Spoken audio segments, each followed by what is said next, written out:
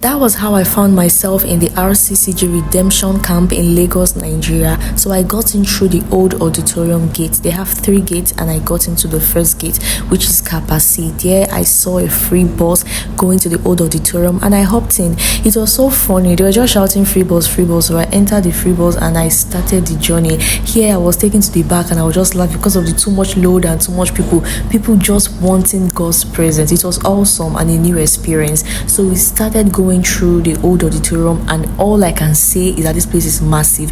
We were going and going and going. At the point I was like, when are we going to stop? We finally stopped and I realized that I was going to 30A and I was just in 2A. You can imagine. So I started my journey all the way back.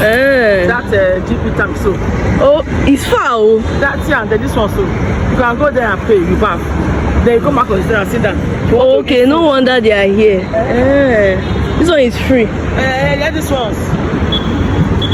Wow, this place, an adventure. Never come before now. I was just enjoying the stories and the early days of the camp, how they started, where it all began, and how this place became a city. This is not a camp. This is a mega city. They have everything inside this place. And I was just amused because this is a new experience for me. So finally, I got to the accommodation that I will be staying for the convention. This is a private accommodation. If you want to stay in a secluded place, you don't want to stay in the auditorium, there are accommodations everywhere. So if you want to come, you have to book for this place. But the trick to getting this place is that you have to book very early or you won't get a space. So the place was quite close to the auditorium, but you still have to walk. You have to walk some kilometers to get to the old auditorium. So finally we went to the old auditorium for the evening service.